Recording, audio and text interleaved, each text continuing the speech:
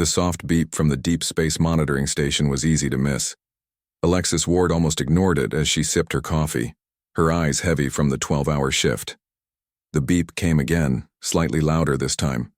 She set down her mug and rolled her chair toward the console. "That's strange," she muttered, tapping at the screen. After 3 decades of silence from the depths of space, the monitor showed an incoming signal, weak but steady. It pulsed against the background noise of the universe. Alexis pressed her communication badge. "Lieutenant Robinson, I need you at monitoring station 3 immediately." Jack Robinson arrived within minutes, his uniform slightly wrinkled from his own long shift. He leaned over Alexis's shoulder, eyes widening as he saw the display. "Is that what I think it is?" he asked, voice barely above a whisper. Alexis nodded. "Run a full analysis. I want to be certain before we alert. Command." Jack's fingers moved quickly over the keyboard. The computer hummed as it processed the signal pattern. After a minute that felt like an hour, the results appeared on screen. "It's definitely artificial," Jack confirmed. "The pattern repeats exactly every 12.8 seconds.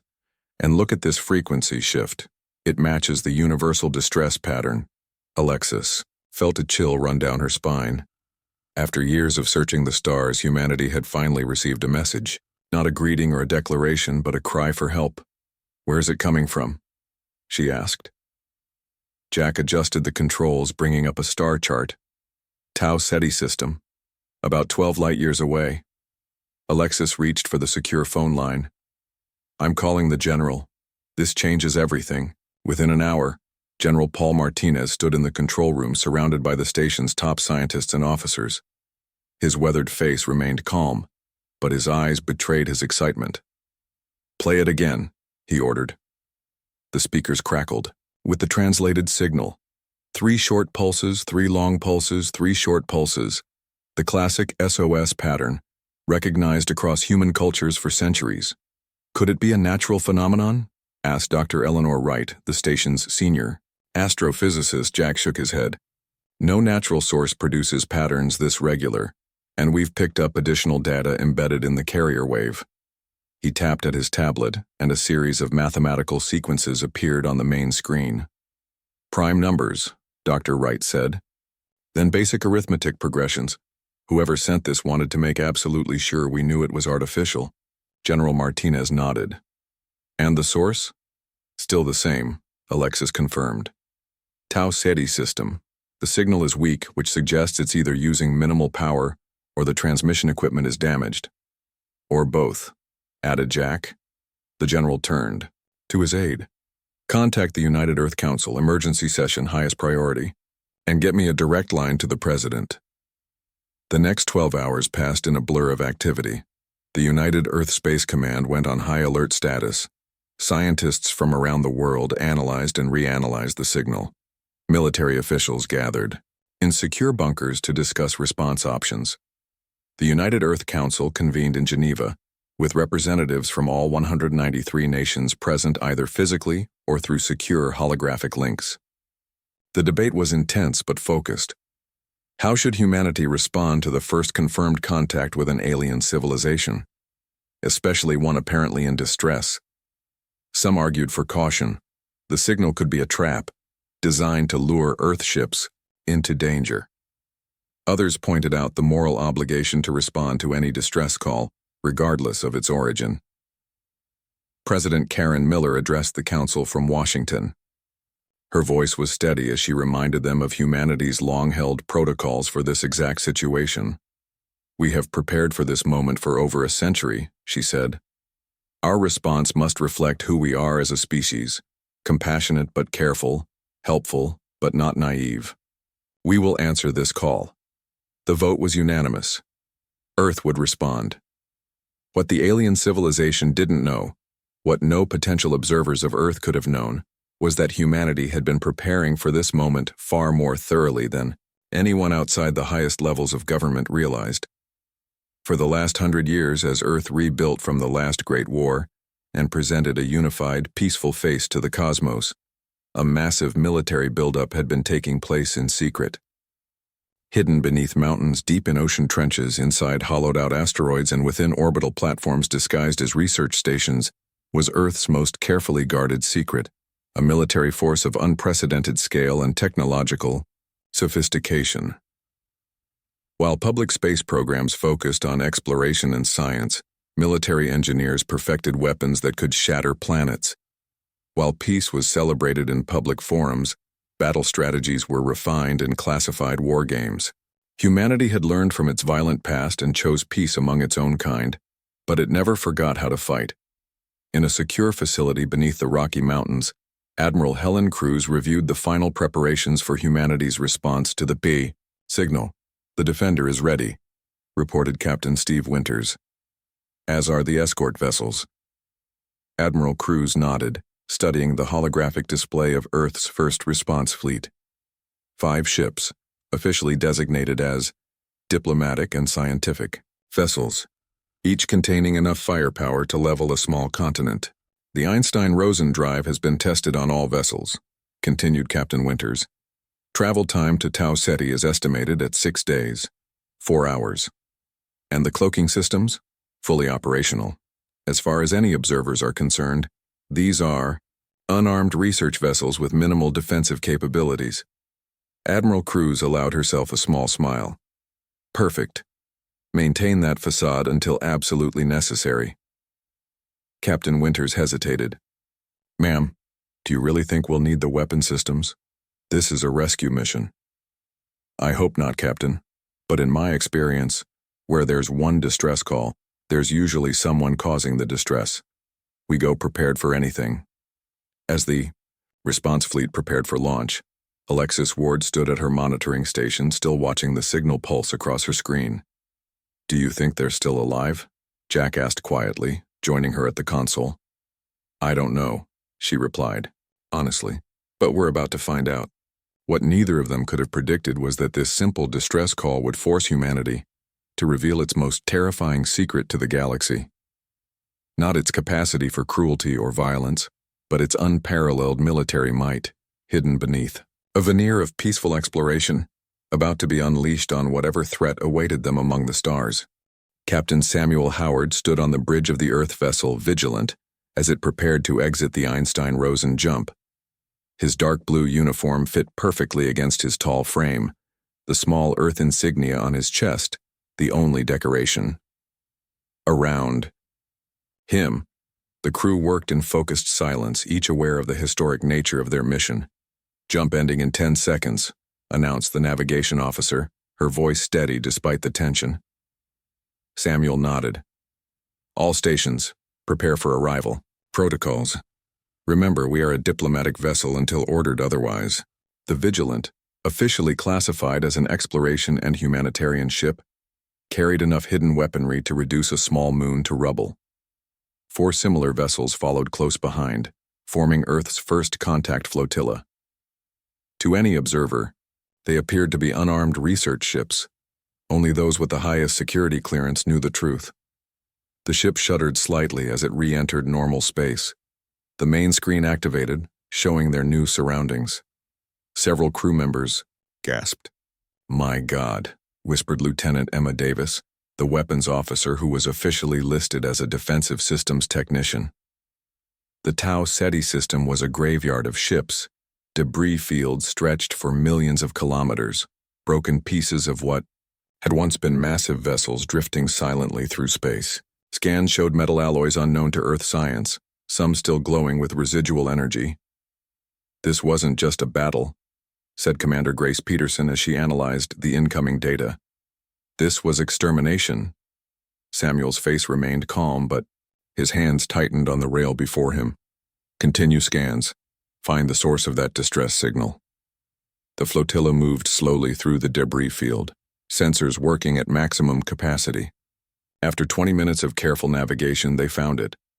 At the edge of the system's habitable zone drifted an enormous vessel, roughly 3 times the size of Earth's largest ships. Its hull showed massive damage, with entire sections exposed to space. Faint energy readings indicated failing power systems. "Life signs?" Samuel asked. The science officer nodded. Hundreds, maybe thousands, but their life support systems are failing. I'm picking up atmosphere venting from multiple hull breaches. Any weapon signatures? Are they armed? Difficult to tell with all the damage, but I'm detecting what might be defensive systems. Nothing currently powered. Samuel made his decision. Move us into communication range, but maintain defensive readiness. Let's see who sent that SOS. As the Vigilant approached, the alien vessel showed signs of activity. Weak energy pulses suggested they were attempting to power up communication systems. They're scanning us, reported the sensor officer. Very low power, likely just trying to identify us. Let them look, Samuel replied. Open a channel when they're ready.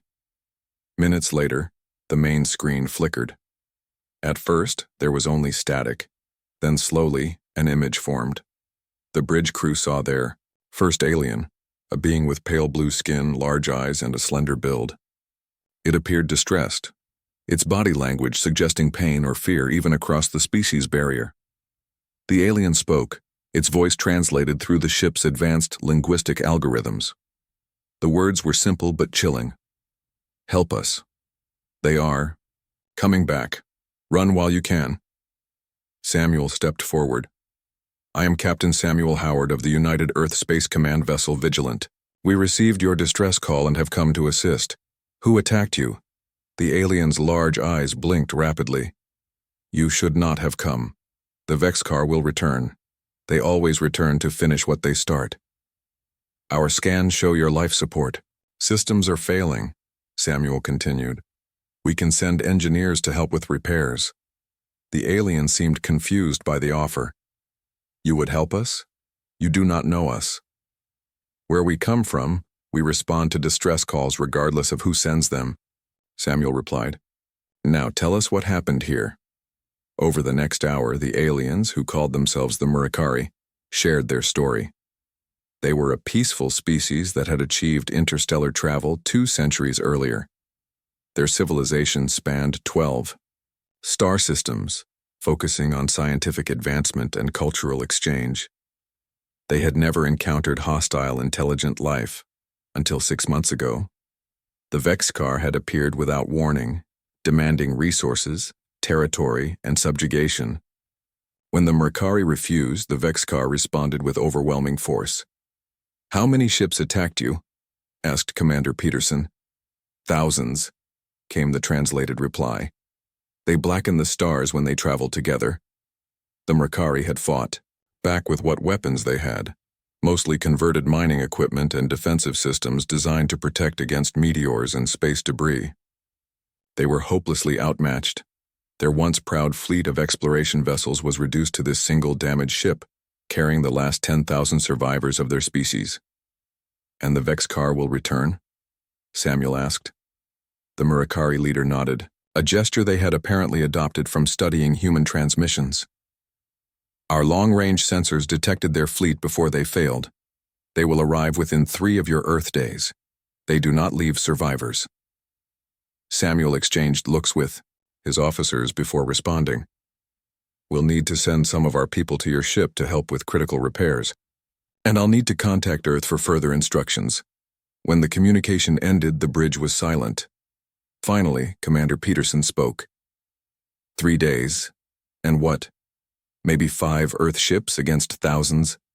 Samuel's expression was grim but determined. Get me a secure channel to Admiral Cruz. The Murakari aren't the only ones who have been keeping their true capabilities hidden. In the secure communications room, Samuel delivered his report. Admiral Cruz listened without interruption, her face growing darker with each detail. So the Vexcar will be here in 3 days, she said when he finished. And according to the Murakari, they have never encountered defeat. That's correct, Admiral. The Murakari suggest we evacuate our vessels and join them in their final stand. A small smile appeared on Admiral Cruz's face. Captain Howard, please inform the Murakari that Earth appreciates their concern for our safety, and then tell them that humans don't run from bullies. The full Earth defense fleet will arrive within 48 hours. Samuel's eyes widened. The full fleet? That's over 2,000 vessels. Indeed. It's time to show these Vexcar That they've picked the wrong species to threaten. Admiral Cruz's voice hardened. Earth has spent centuries preparing for this day. We are about to reveal our most carefully guarded secret to the galaxy. Admiral Ryan Blackwood arrived at the Tau Ceti system 24 hours later, aboard the massive command carrier Determination. Unlike the first response vessels, the Determination made no pretense of being anything other than what it was, a warship of unprecedented power. At nearly 2 kilometers long, its hull bristled with weapon ports and launch bays. 24 escort vessels surrounded it, each a formidable warship in its own right. This was just the vanguard. Behind them, emerging from Einstein-Rosen jump points throughout the system, came the Earth Defense Fleet. Ship after ship appeared, taking up precise formations with practiced efficiency. Cruisers, destroyers, carriers, and specialized combat vessels, over 2,000 in all. The arrival continued for hours, a display of military might that had never before been witnessed outside Earth's solar system. On the bridge of the Determination, Admiral Blackwood watched the tactical display with calm satisfaction.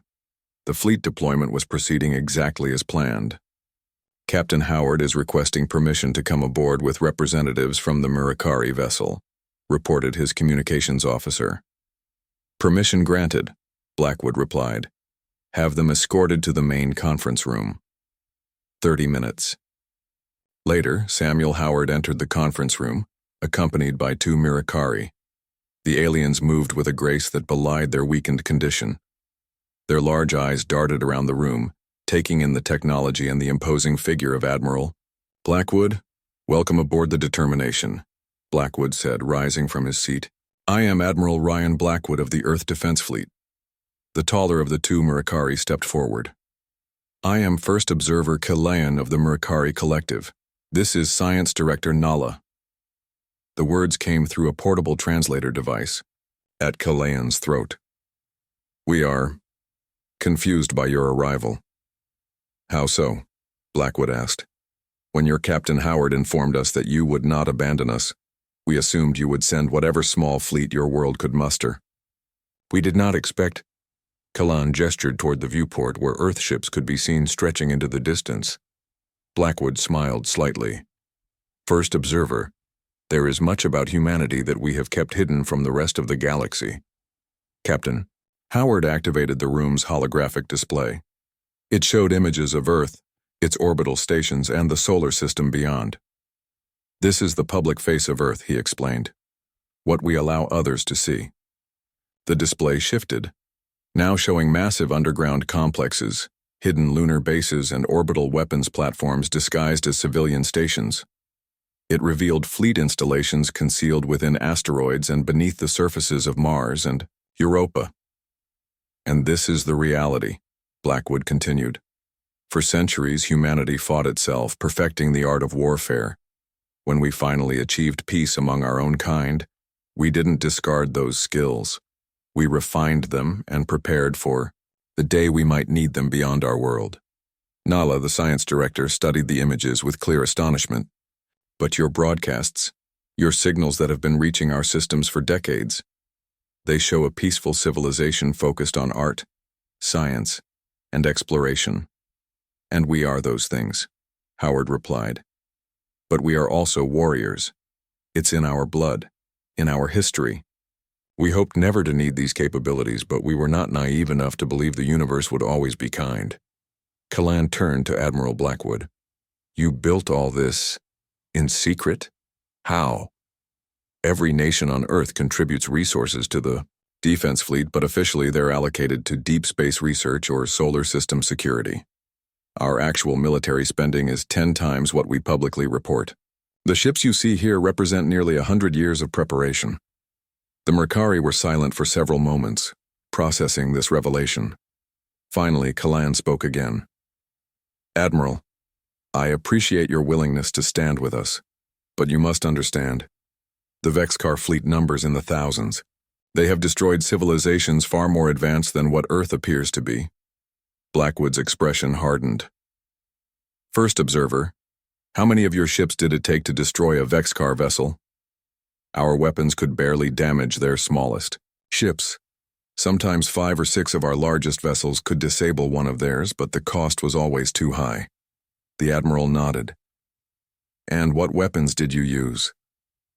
Energy beams designed for mining asteroids, modified for defense, kinetic projectiles. Nothing designed specifically for war. Blackwood activated another holographic display. This one showed schematics for Earth's weapon systems, quantum disruptors, gravity lances, antimatter warheads. Weapons designed for one purpose only, to destroy enemy ships as efficiently as possible. We have spent centuries developing ways to kill each other, Blackwood said quietly. And then, centuries more refining those methods for use against potential threats from space. Every weapon you see here has been tested extensively in secret. Every ship in our fleet can stand against multiple opponents and prevail. Nala stepped closer to the display, studying the weapon designs. These would be effective against the Vexcar, yes, but their numbers aren't everything, interrupted Captain Howard. Strategy, tactics, technology, these can overcome numerical disadvantages. Ambassador Zara Lee entered the conference room. A slender woman with short gray hair, she moved with the confidence of someone used to delicate diplomatic situations. The Mirikari have shared their data on the Vexcar fleet movements, she announced. They'll arrive in approximately 36 hours. Then we don't have much time, Blackwood said. First observer will need everything you can tell us about Vexcar tactics, their weapons, their weaknesses. Kalan nodded slowly. We will share all we know. But may I ask, why are you doing this? Your world is not threatened. You could simply return to your system. Ambassador Lee smiled gently. First observer, when we received your distress call, we had a choice. We could ignore it, pretend we never heard it. We could investigate but avoid engagement. Instead, we chose to help. But why risk your fleet, your people, for strangers? Because that's what humans do, Howard said simply. We fight for those who cannot fight for themselves.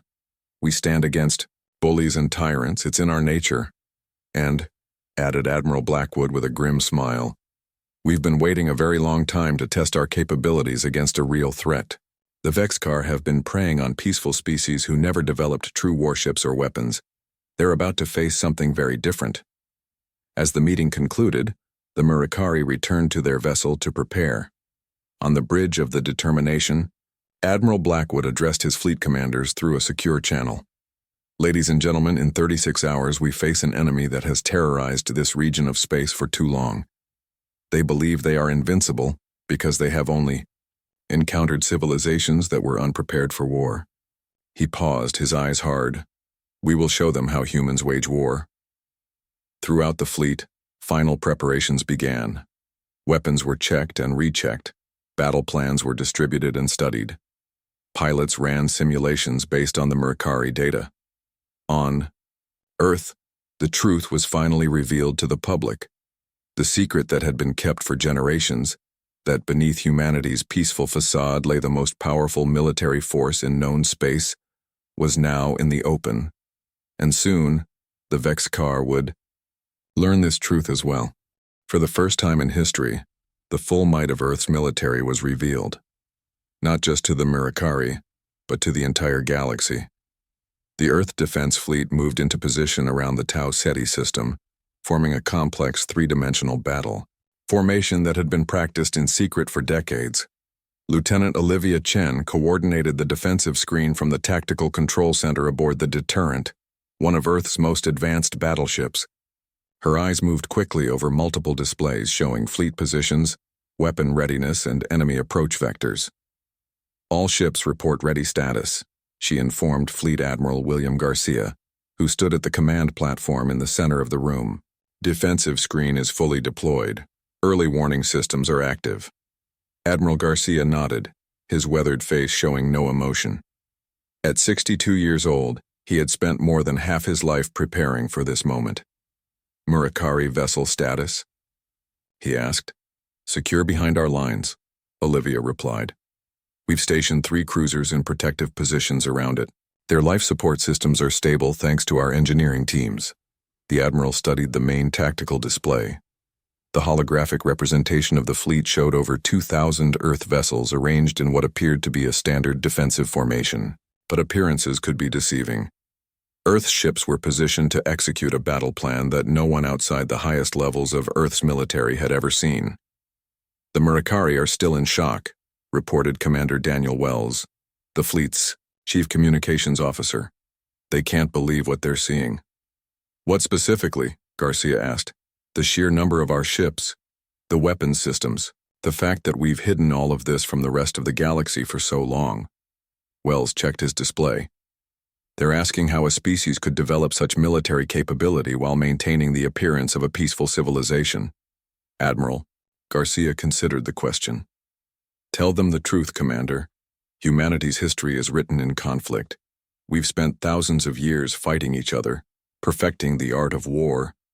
When we finally achieved peace among ourselves, we didn't discard those skills. We refined them and prepared for the day we might need them beyond our world." Nearby, Ambassador Zara Lee listened with a slight frown. "Admiral, that message might alarm them further." "They should be alarmed," Garcia replied. "Not of us, but of what we're capable of when provoked. The Vexcar are about to learn the same lesson." On the Murakari vessel, First Observer Kalan watched in amazement as Earthships moved into position. Science Director Nala worked alongside him, analyzing the sensor data their damaged systems could still gather.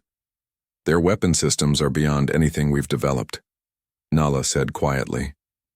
"And their ships move with perfect coordination. How many years of training would that require?" "Generations," Kalan replied. "Their entire civilization must have been focused on this capability while presenting a peaceful face to the stars." He paused. "Perhaps we should fear them as much as the Vexcar." "And yet they came to our aid," Nala reminded him, "when they could have ignored our call." Before Kalan could respond, the sensor panel before them lit up with warnings. "There, here," he whispered. Throughout the Earth fleet, alarms sounded. The Vexcar had arrived. They came exactly as the Murakari had described. Thousands of warships emerging from faster-than-light travel at the edge of the system. Their vessels were dark and angular, bristling with weapon ports. The largest were nearly 5 kilometers in length, dwarfing even Earth's biggest ships. Admiral Garcia watched calmly as the enemy fleet appeared on his tactical display. "Right on schedule," he noted, "and in standard attack formation, just as the Murakari intelligence suggested." The Vexcar ships began to spread out, moving to encircle the Earth fleet. Their confidence was obvious in their slow, methodical approach. They had never known defeat. "They're scanning us," reported Lieutenant Chen. "Heavy sensor activity across all frequencies." "Let them look," Garcia said. "Time to break radio silence. Open a channel to their command vessel." The main screen activated, showing the interior of the Vexcar flagship. Earth forces saw their enemy for the first time. Tall, muscular beings with gray skin and 4 yellow eyes. Their commander stood at the center of the image, wearing ornate armor adorned with what appeared to be trophies from conquered species. "Attention, unknown vessels," the Vexcar commander's voice boomed through the translator. "You protect the last remnants of a defeated race. Surrender the Murakari survivors and withdraw from this system immediately. Failure to comply will result in your destruction." Admiral Garcia stepped forward, his expression unchanged. "This is Fleet Admiral William Garcia of the United Earth Defense Fleet. The Murakari are under our protection. Your actions against them and other peaceful species constitute crimes against sentient life. We demand your immediate withdrawal from this system and an end to your aggression." The Vexcar commander's 4 eyes blinked in what might have been surprise, then amusement. "You are either brave or foolish. Our scans show your ships are powerful, but you are outnumbered. We have conquered 12 species more advanced than yours. You have no concept of what you face." Garcia's voice remained steady. "Perhaps it is you who has no concept of what you face. This is your only warning. Withdraw or be destroyed." The Vexcar commander laughed, a harsh sound that needed no translation. "No species has ever defeated the Vexcar. Your threats are empty." The screen went dark. "Channel closed from their end," Commander Wells reported. Admiral Garcia turned to his fleet commanders. They've made their choice. Execute Battle Plan Alpha. Throughout the Earth fleet, hidden weapon systems activated. Ships that had appeared to be simple transports revealed missile tubes and energy projectors. Defensive satellites deployed from carrier bays, forming a web of automated weapon platforms. From beneath the hulls of Earth's larger vessels emerged swarms of fighter craft, each piloted by humans who had trained their entire lives for this moment. On the Murakari vessel, Kalan and Nala watched in astonishment. "What's happening?" Kalan asked. "Those smaller ships, they were hidden inside the larger ones." "Not just ships," Nala replied, studying her sensor readings. "Weapon systems we couldn't detect before. They're revealing their true capabilities." The Vexcar fleet continued its advance, still confident in its superior numbers. Their first volley of weapons fire lanced out toward the Earth defensive line and met an energy shield that flared bright blue upon impact but held firm.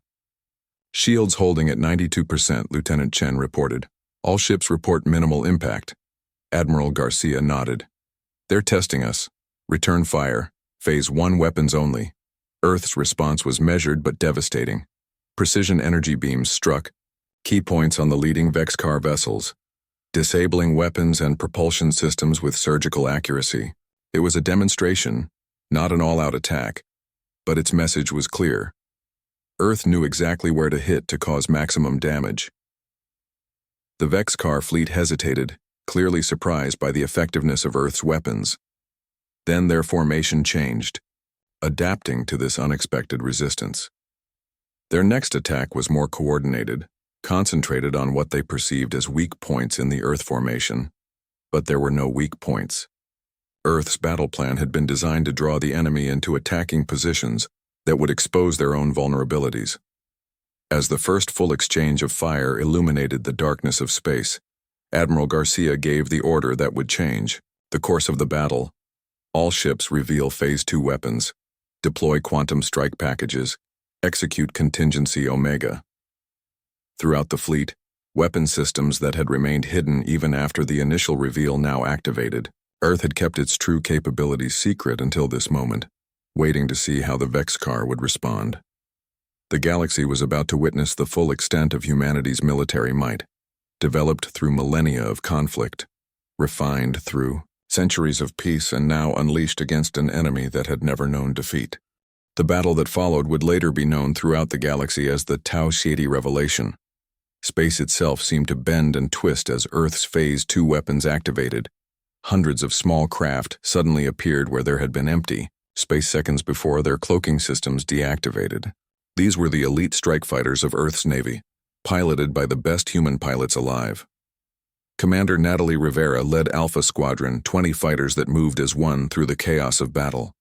Her voice was calm as she issued orders to her pilots. "Target their command ships," she instructed. "Pattern Delta, execute now." The fighters accelerated to speeds that the Vexcar tracking systems couldn't follow. Using short-range warp jumps, technology Earth had kept completely hidden until now, they appeared inside the Vexcar formations, delivered devastating strikes to key systems, then vanished again before the enemy could respond. On the Murakari vessel, First Observer Kalan watched in stunned silence. Beside him, Science Director Nala struggled to make sense of her sensor readings. "Their ships, they're jumping in and out of normal space," she said. "At that scale, with that precision, we believed such technology was theoretical at best." Kalan nodded slowly. "The humans have mastered warfare in ways we never imagined. They spent centuries fighting each other, and now they fight for us," Nala finished. The Vexcar, confident in their superior numbers and unbroken record of victories, had advanced in standard formation, a tactic that had served them well against countless unprepared civilizations. They were not prepared for humanity's response. As the smaller Earth ships engaged in hit-and-run attacks, the larger vessels unveiled another surprise. Quantum-linked drone swarms poured from launch bays, thousands of small, unmanned craft that overwhelmed Vexcar targeting systems. Behind this cover, Earth's main vessels moved into position and unleashed weapons that tore through supposedly impenetrable shields. Admiral Garcia watched the battle unfold from the command center of the B deterrent. The holographic display showed Earth forces in blue, Vexcar in red. The red mass was beginning to fragment as ships lost formation or were disabled. The eastern quadrant is breaking, Lieutenant Chen reported. Commander Rivera's squadron has disabled 6 of their command vessels. Garcia nodded. Press the advantage. Move Battle Group 3 into position. Deploy gravity lance weapons. Along the edge of the battle, Earth's heaviest warships activated their most powerful weapons. The gravity lances, devices that could create and direct localized gravitational distortions, fired in unison. Space itself seemed to fold around, targeted Vexcar ships, crushing their hulls or tearing them apart. On the Vexcar flagship, the commander raged at his officers. How is this possible? They were supposed to be primitive. Their planet showed no signs of this level of technology. They hid it, replied his second-in-command. Our scouts saw what they wanted us to see. For the first time in their long history of conquest, the Vexcar faced an enemy that had anticipated them, that had prepared specifically for this type of conflict, an enemy that had spent millennia perfecting the art of war. The battle continued for 14 hours. Earth forces suffered losses, nearly 200 ships destroyed or disabled with thousands of casualties. But for each Earth vessel lost, 5 Vexcar ships were destroyed. Commander Rivera's squadron led the final assault on the Vexcar command ships. Their precision strikes disabled the flagship's main systems, leaving it drifting and powerless. Similar attacks throughout the enemy fleet created confusion and chaos in their ranks. Vexcar communication systems are down, reported Commander Wells from his station on the deterrent. Their fleet coordination has collapsed. Admiral Garcia studied the tactical display. Over half the Vexcar fleet had been destroyed or disabled. The remainder had fallen back, attempting to regroup. Open a channel to all remaining Vexcar vessels, he ordered. When the channel was established, Garcia spoke clearly and firmly. Attention, Vexcar forces. Your command structure has been neutralized. Your ability to continue this fight has been compromised. We offer you this one opportunity to retreat.